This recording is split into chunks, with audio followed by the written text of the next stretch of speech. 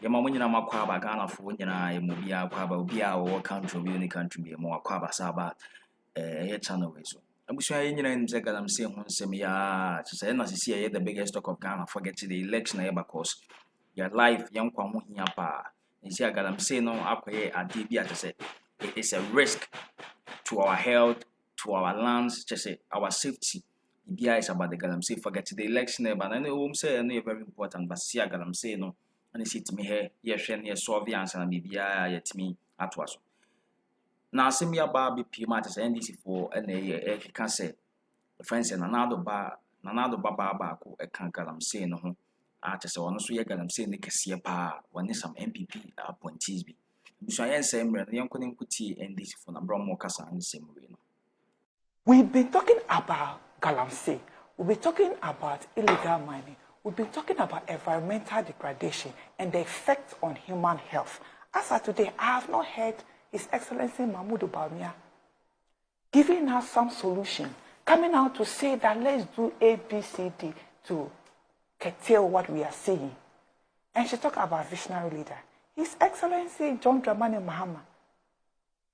When we had the issue of energy crisis, as a visionary leader, he did not blame Kufuor's administration for where we found ourselves, but he fixed it.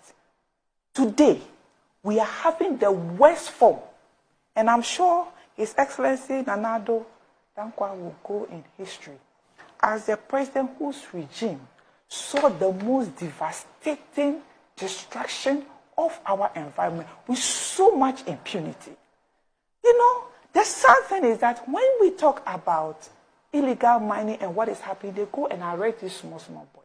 And they always mix up issue, saying that, you know, there are people who have licenses. Who said those who even have licenses are not causing destruction to the environment? There are times some of these concession or this pollution we are seeing, you know, on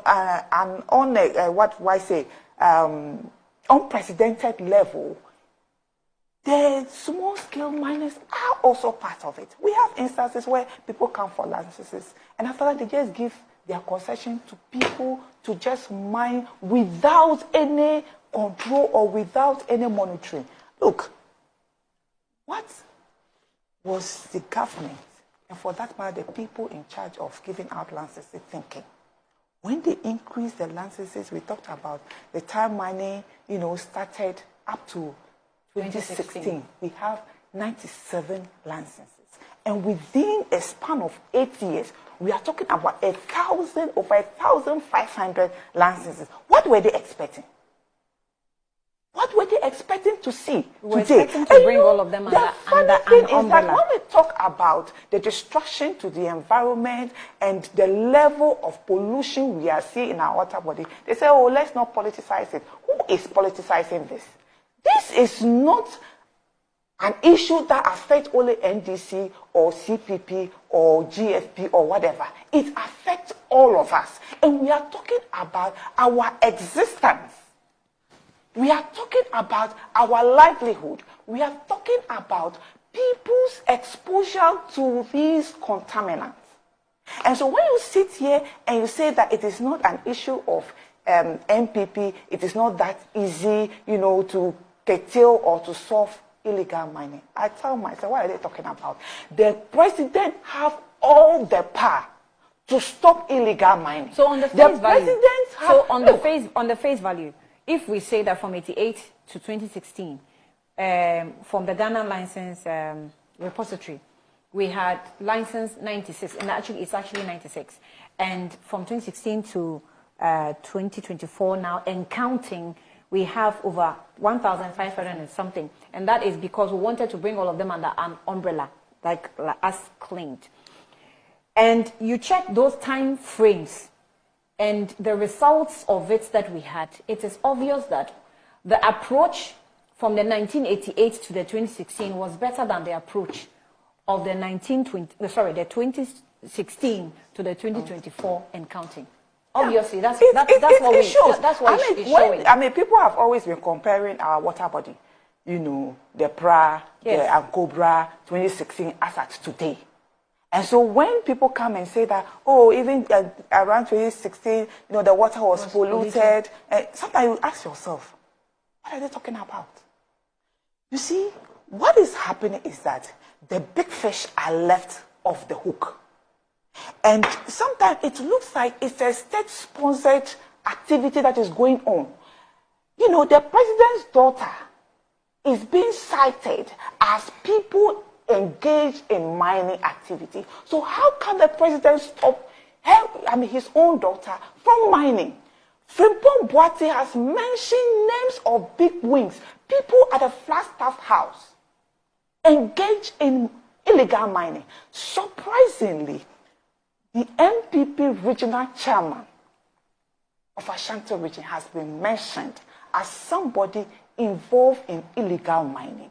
Sadly enough, we had our president defending him that Akunta mining is not engaged in illegal mining. As we are talking today, Akunta mining is still mining.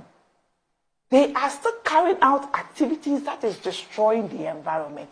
And so when you leave these people off the hook and you go arresting young people and you go telling people that, look, we cannot stop them because if we stop them, people's livelihood will be affected. What were these people doing before now? What is government doing in order to create alternative livelihood activity for these young ones? So look, the issue of illegal mining, and people all keep on saying that it is not that easy, we cannot just resolve it. I don't think it is true. It is because the president has failed to call his own appointees to book. The president has failed to, apply the law or apply that presidential power that is given to him, because there are people who are benefiting from these things. And I remember very well, there was this famous tape that was leaked where somebody went to Professor Frimpong Boite and was trying to negotiate something, and it's like he was resisting the negotiations, like patini here, so you should allow them to mine. Could this be the reason why we are where we are? So people have put, their political gain above our existence. That is what is happening. I mean, that's not an assumption, that's a fact. That is what is happening. That's a fact, because they have spoken it out that we can't do anything because we will lose our votes. So are we saying that there should be lawlessness because we want to win votes, we want to win seats? Is that what we are saying? For me, this is a sign of leadership failure. It's a sign of leadership failure, and the whole world is watching Ghana. It's so sad and very embarrassing when we go to Climate Change Summit and we go begging the internationals to help Africa, to help Ghana, to fight climate change. And this is what we are doing to our environment. When we know very well, they come and say, let's plant trees. Let's plant seedling, forgetting that the amount of carbon that every tree sequesters is based on a number of factors. The number of factors include the type of plant, the age of the plant, the size of the tree. And so when you push down an old tree and you plant a seedling, it does not mean that that seedling is able to sequester the same amount of carbon that the old tree, is able to absorb. And so we seems to be, that will also be dependent on what type of tree.